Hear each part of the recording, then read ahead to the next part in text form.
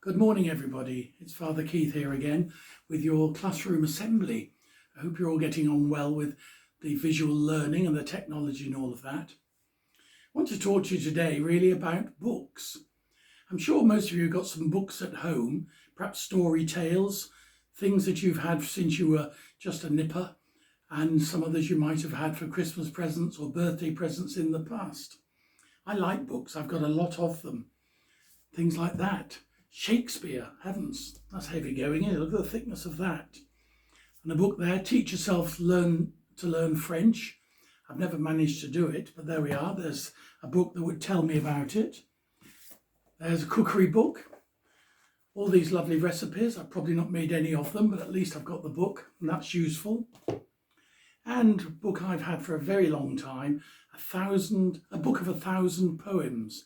A beautiful book, because poetry is something that gets overlooked so often, and it's so lovely to be able to read it. But I want to talk to you this morning about another book, a book you'll have all seen, I'm sure, the Bible. But the thing is, you look at it there, and it looks like one book, but of course it's not. Do you know there are 66 books in there? 66 books in a Bible. Quite amazing, isn't it? 39 of them are in one half and 27 are in the other half. I'm going to pause for a moment. Perhaps your teacher can help you. What's the first half of the Bible called? Well, I say half, it's more than a half. 39 books make up the biggest part of the Bible. What's that called? Yes, it's the Old Testament. Some of you will have known that, I'm sure. And therefore, if that's the Old Testament, the second part will be called that's right, the New Testament. And if I show you in a Bible, if I open it like that, there's the division. That's the Old Testament, that thick part there, and that is the New Testament. And so what's all this about? Well, it's quite simple, really. Those 39 books of the Old Testament are lots of lovely stories. The stories of Adam and Eve and Jonah and the whale, all sorts of things like that are in there.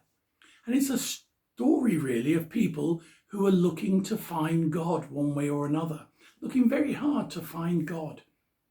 And in the New Testament, only 27 books, but that's the story of the people who have found God.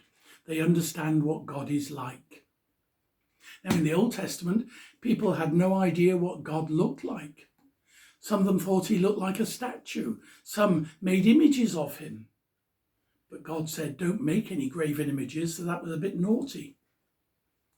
But in the New Testament, God showed himself very clearly to everybody because he sent his son, Jesus. And if we see Jesus in the New Testament, we see what God is like. And in that New Testament, those books there, and there are 4 there, are very special books indeed. Anybody know what they are? Well, they're called the Gospels, and there are only 4 of them: Matthew, Mark, Luke, and John. And they're just the names of the people who wrote them, nothing more exciting than that. Just the names of the people who wrote them. And that, if you like, is the life story of Jesus contained in those 4 books there, sandwiched in the middle of the Bible. So 66 books, 39 in the Old Testament, 27 in the New Testament, and 4 Gospels contained in the New Testament right at the beginning, telling us the story of Jesus. Now, not today, but next time we have the video link, I'm going to talk to you about some of the stories of Jesus, the things that make him so special, the things that make him set apart from other people and holy men of his day. Because Jesus was unbelievably special. Of course he was. He was the Son of God. He was looking, if we look at Jesus, we're looking at God. We're seeing how God behaves, how God reacts in all sorts of situations. And so the Bible is an important book to us. It's an important book to all Christian people. It's actually an important book to people of other faiths. The Jewish faith have the Old Testament as their Bible. Muslims have parts of the Old Testament in their scriptures. Other faiths have bits and pieces of it all over the place. But as Christians, we have the whole Bible, the Old Testament, the New Testament, and of course those 4 Gospels which are sandwiched in that New Testament. So hang on to that. I might ask you questions about it next time and see how much you remember.